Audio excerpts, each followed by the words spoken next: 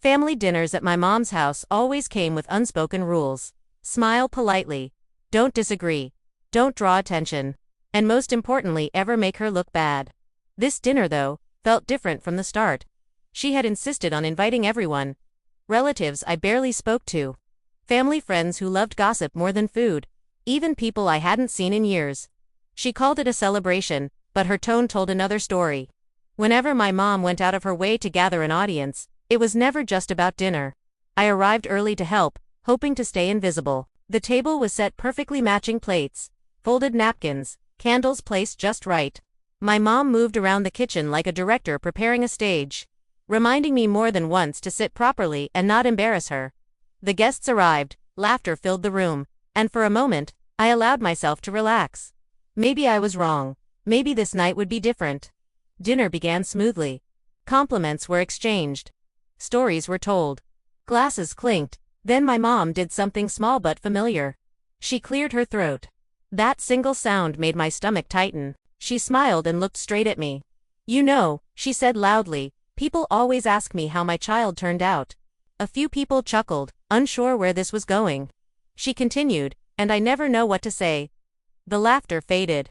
Before I could respond, she started listing jobs I didn't keep, choices she didn't agree with, milestones I hadn't reached yet. She compared me to other people's children, praising their success while shaking her head at mine. "I just don't understand," she said, sighing dramatically, "how someone can have so much potential and still do so little with it." Every word landed like it had been practiced. I felt heat rush to my face, eyes turned toward me. Forks paused mid-air. The old reflex kicked in, the urge to explain myself, to defend my decisions, to prove I wasn't a disappointment. That's what she wanted. She wanted emotion, tears, anger, a reaction she could control. But something inside me shifted. For the first time, instead of shrinking or fighting back, I took a slow breath. I straightened my posture. I looked at her calmly, without anger, without fear. And in that moment, I realized something important. I didn't need to win this dinner. I just needed to stay calm. I gently set my fork down. The room waited for my response. And what I said next would change everything. My mom expected me to explode, but my calm reply did something far more powerful. The silence after my mom's words felt heavy, like everyone was holding their breath. I could feel eyes on me, waiting, almost hoping for me to snap. This was usually the moment I stumbled over explanations or laughed nervously to ease the tension. But this time, I didn't rush. I took another slow breath and looked around the table, not defensively, not angrily, just aware. Then I turned back to my mom and spoke in a steady, quiet voice. "That's an interesting way to describe my life," I said. "I wish you'd asked me before deciding what it looks like." A few people shifted in their seats. Someone cleared their throat. My mom blinked, clearly surprised. She tried to smile it off. "Oh, don't be so serious. I'm just being honest." I nodded calmly. Honesty doesn't have to be public to be real. That's when the mood changed. She laughed awkwardly, expecting the room to follow, but no one did. The laughter didn't come. Instead, there was an uncomfortable pause that stretched longer than she wanted. I didn't raise my voice. I didn't accuse her. I didn't explain my past or defend my choices. I simply added, "I'm actually proud of where I am, even if it doesn't look impressive to everyone else." The words were simple, but they landed hard. My cousin glanced at me with raised eyebrows. My aunt looked between us, suddenly interested in her plate. My mom opened her mouth, then closed it again. She wasn't used to this version of me. She tried to regain control by changing the subject, but the energy at the table had shifted. People began asking me questions, not sarcastically, not politely, but genuinely. What I was working on, what I enjoyed, what I wanted next. I answered honestly, without oversharing. Each response was calm, grounded, and unbothered, and with every answer, my mom grew quieter. She attempted one more comments, something subtle, meant to diminish me, but this time, I didn't even react. I simply smiled and continued my conversation. That's when I realized the truth. Her power didn't come from her words. It came from my reactions. Without them, she had nothing to stand on. By the time dessert was served, the spotlight had moved. Not because I demanded it, but because I no longer feared it. As guests began standing up, I noticed something strange. People were looking at my mom differently, and she noticed too. Her jaw was tight. Her smile was forced. She could feel control slipping, and she hated it. I thought the dinner was finally over. I was wrong.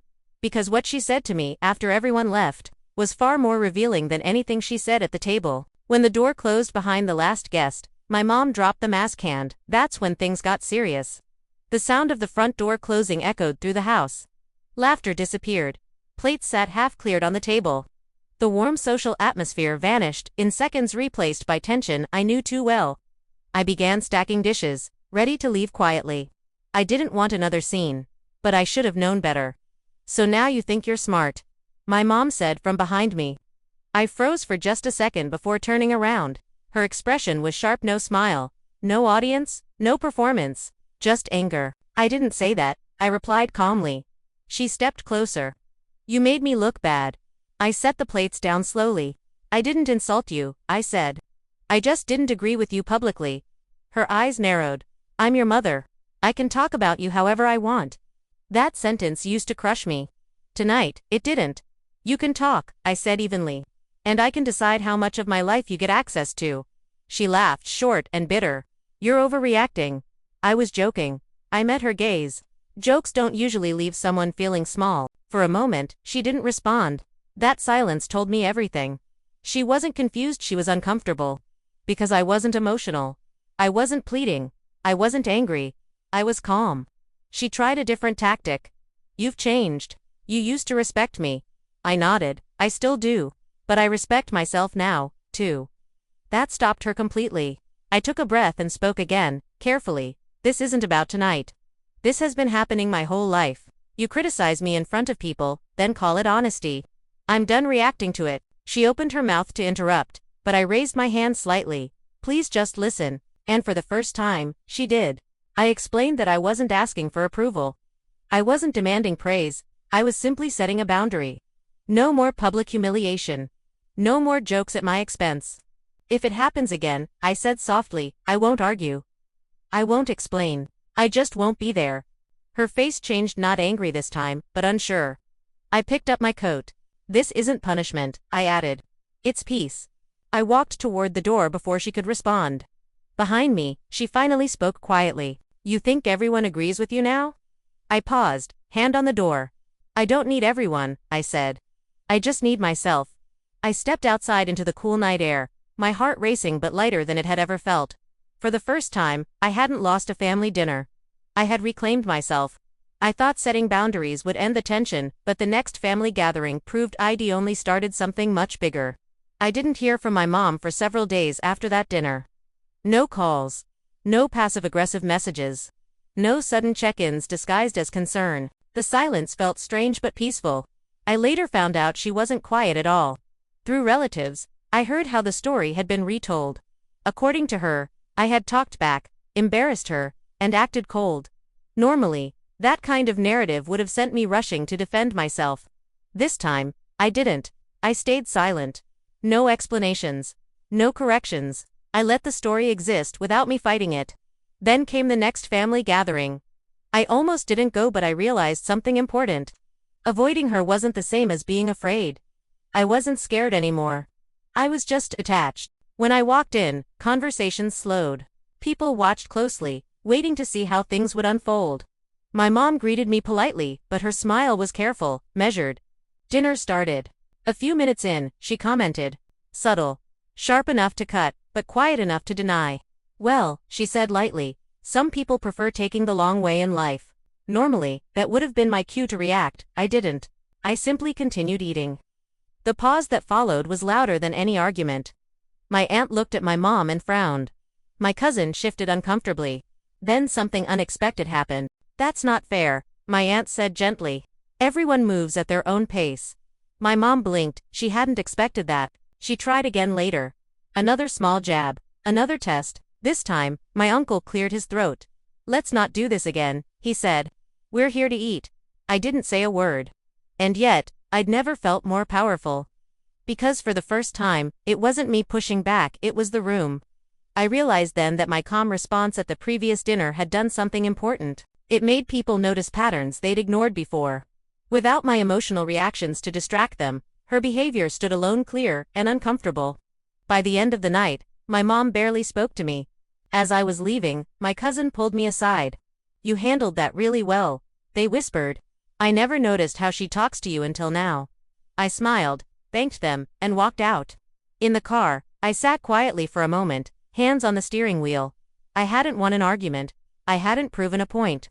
I hadn't demanded respect. And yet I had all three. But I could tell this wasn't over, because people who lose control quietly don't accept it easily, and my mom was starting to realize something terrifying. She couldn't provoke me anymore. That's when she tried a different approach, one that caught me completely off guard. After that gathering, something in my mom changed. She didn't criticize me openly anymore. No public jokes. No subtle comments wrapped in humor. Instead, she became careful, almost hesitant. When she spoke to me, her words felt measured, like she was testing each sentence before letting it out. At first, I didn't trust it. I'd seen her switch tactics before. When humiliation stopped working, guilt usually followed, then anger, then silence. This time, though it was different, she started calling not to lecture, but to ask questions. How's work going? Are you eating properly? Do you need anything? The questions felt unfamiliar. Not warm, not cold, just cautious. I answered politely but briefly. I didn't overshare. I didn't seek validation. I kept the same calm distance I'd learned to protect. One afternoon, she said something that surprised me. You don't tell me much anymore. I paused before replying. I share what feels safe. There was a long silence on the line. I'm still your mother, she said eventually. I know, I replied. That hasn't changed. What had changed was the power dynamic. She used to control the narrative. My emotions were her leverage. If she pushed hard enough, I'd react, and that reaction gave her control. Now, there was nothing to grab onto, and that scared her. I could hear it in her voice when she said, "You're different." No, I said calmly. I'm just not fighting anymore. She didn't like that answer, but she couldn't argue with it. Over time, she began adjusting her behavior around others, too. Less commentary, less comparison, less need to be right. It wasn't an apology, but it was awareness. Relatives noticed. You seem peaceful lately, my aunt told me once. I was. Not because my mom had changed, but because I had. I no longer walked into family spaces, bracing for impact. I walked in knowing I could leave if I needed to. That choice alone made all the difference. One evening, after a quiet visit, my mom stood at the door as I was leaving. She hesitated. Then she said softly, "I didn't think you'd ever stop reacting." I turned to look at her. I didn't think I could either. She nodded slowly, as someone realizing a game had ended without a winner, or a loser. But there was one more thing left unsaid. Something she wasn't ready to admit yet, and when she finally did, it came in a way I never expected. Years later, she would say something that completely reframed that dinner and everything that followed. It happened years later, at another dinner table. This one was smaller, quieter, no extended family.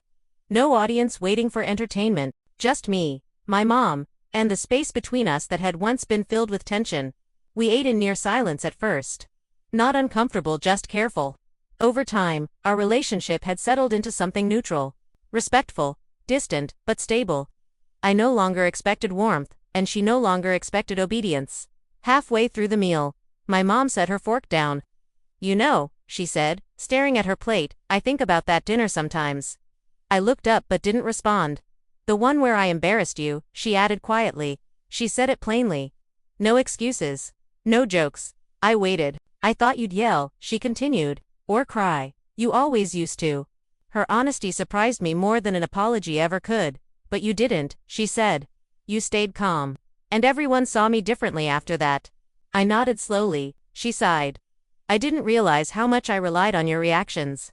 When you stopped giving them, I had to look at myself. That was the moment. Not dramatic, not emotional, just real. I'm not saying I was perfect, she added. But I was wrong that night. I felt something loosen inside my chest, not relief, not validation. Just closure. Thank you for saying that, I replied, and I meant it. I didn't need an apology to heal, I'd already done that work. But hearing her acknowledge the truth felt like a door quietly closing behind me. She looked up at me. You're doing fine, you know. I smiled, not because I needed to hear it, but because I believed it. When I left that night, I realized something important. The real power wasn't in proving her wrong. It wasn't about winning an argument, and it definitely wasn't in revenge. It was in choosing calm when chaos was expected. silence when a reaction was demanded, and self-respect when humiliation was offered. That dinner years ago didn't break me, it freed me. And if there's one thing I've learned since then, it's this: sometimes the strongest response isn't louder, it's quieter. And sometimes, the moment you stop reacting, this is the moment everything changes. If you've ever been humiliated in silence, remember, calm isn't weakness, it's control. Thanks for watching the video, subscribe to the channel and click the bell icon.